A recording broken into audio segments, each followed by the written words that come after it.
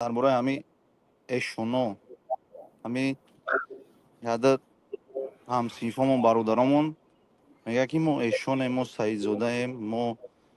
شجره حسینی ایم میگه اگر نه همین یک کوچه ده کوچه مثال ایمو اوس زندگی میگه میگه ما اولادی پیغمبریم گفتم اگه ده کوچه اوس اولادی پیغمبر ما اولادای کیم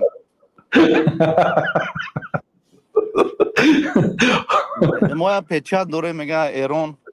مقصد اگر نه همین رنگی ما همین آدمای دنیا نماز میخونن نمیخونن آدم عادیه یا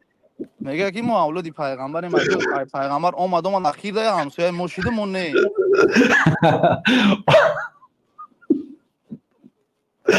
برادری آقا یک کوچه دو کوچه بدونش هیچ نداره در یک دام زندگی میکنه شاید همسایتان درو برونگی یا کوارتیر حجره از آن یک ایشان زاده باشه اینش از سبحان الله هیچ گپی ندارد این حضرت همین یکم حقیقت داره همین هسته هم بله شجره حسینی همین چیه همین نه معلومات اکو بده حسینی یعنی که نسبتا به حسین نبیری پیامبر صلی الله علیه وسلم به هر حال غالبا سیدزاده ها یعنی آنهایی که از نسل پیامبر صلی الله علیه وسلم هستند اینا حفظ میکنن شجره خود حمایه میکنن یعنی چی خیر مثلا از شما فرزند کلانی خانه یا عموما فرزند خانواده پدرتان شما را وصیت میکند که بچه‌ام ما سیدزاده هستیم من این در شجره ما یعنی نسب ما این پدری من فلانی بابای من فلانی اینش بابا کلانم همین خیل میرد تا حضرت حسین حضرت حسین پسری فاطمه دختری پیامبر صلی الله علیه وسلم یعنی اگر چنده که پسری علی باشدن ما ذات علی هم پسر عمکی پیامبر صلی الله علیه وسلم فرزندای علی هم آل بیت حساب میشد آل عباس عمکشان عباس اونها هم آل بیت حساب میشد اونایی که خویشاوندی به پیامبر صلی الله علیه وسلم دارن یعنی سیدزاده میگن در جاهای ما یعنی در ترمین شرعیش آل بیت گفته میشد آل بیت رسول الله یعنی اهل و عائله پیامبر صلی الله علیه وسلم اینا هیچ گپ ندارد که شما هم باشه لیکن شما مشجرش ندارید مثال میگم ما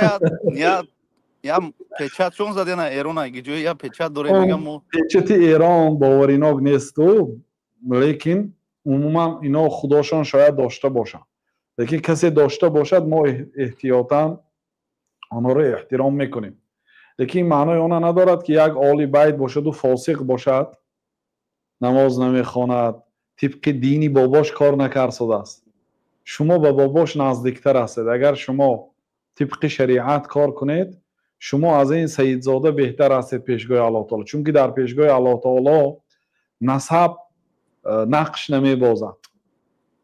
اگر اینا آل پیامبر صلی الله علیه وسلم باشه با اینا حریم بالاقتداء یعنی اینا سزاوارتر است که اینا با پیامبر صلی الله علیه وسلم بیشتر اقتدا کنند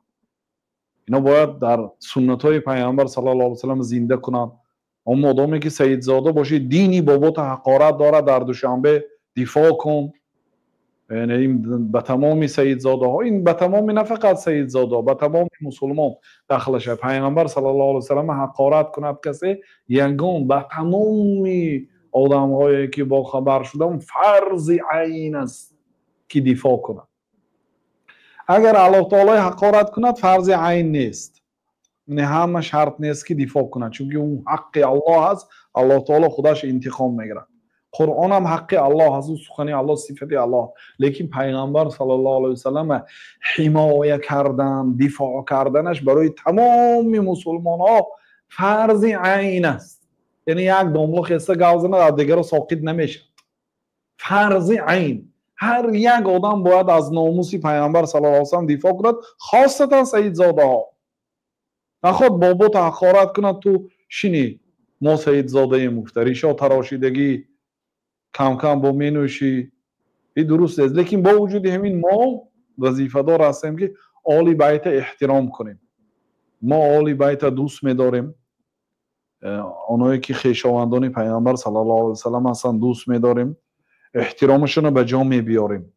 و هیچ گپ نه که یک کوچه از اون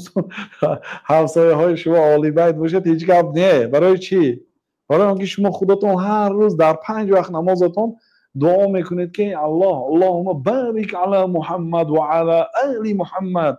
ای الله با آیله محمد برکت ده